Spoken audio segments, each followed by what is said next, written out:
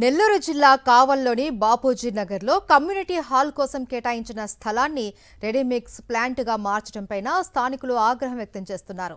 ఇళ్ల మధ్య భారీ మిక్సింగ్ యంత్రాలు, ట్రక్కుల కొద్దీ కంకర నిల్వలు, దుమ్ము, ధూళి, శబ్ద కాలుష్యంతో చిన్నారులు, మహిళలు, వృద్ధుల ఆరోగ్యం ప్రమాదంలో పడుతుంది అని ఆందోళన వ్యక్తం చేస్తున్నారు. ప్రజల ఆరోగ్యం కంటే కాంట్రాక్టర్ల ప్రయోజనాలకే ప్రాధాన్యత ఇస్తే సహించే ప్రసక్తే లేదు అని, వెంటనే ప్లాంట్ తొలగించాలి అని బాపూజీ నగర్ కాలనీ వాసులు డిమాండ్ చేస్తున్నారు.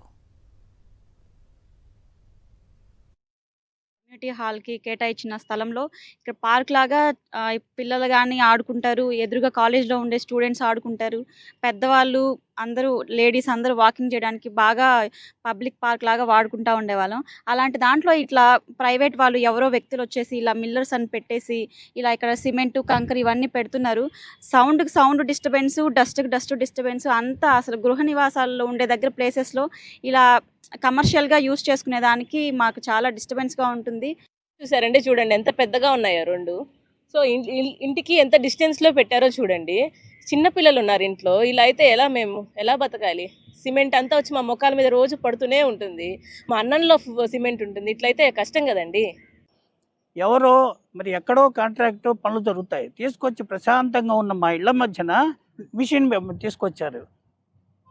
మిల్లర్ తీసుకొని వచ్చి ఇక్కడ పెట్టి ఇక్కడంతా కంకర ఇసుక తోలుతూ మమ్మల్ని అందరినీ బ్రష్ పట్టించాలని ఒక నిర్ణయం. మరి ఎవరు ఒప్పుకున్నారో, ఎవరి పర్మిషన్తో ఇది పెట్టారో కానీ ఇది పెట్టడమే తప్పు. వాళ్ళకు తెలుసు, ఎవరు అడుగుతారులే, ఇక్కడ వీళ్ళకి ఐక్యత ఉందా లేదా పాడు అనుకొని చేసినట్టున్నారు.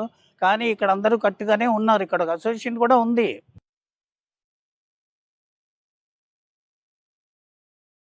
మరిన్ని అప్డేట్స్ కోసం ఛానల్ను సబ్స్క్రైబ్ చేయండి. నోటిఫికేషన్స్ కోసం బెల్ ఐకాన్ పై క్లిక్ చేయండి.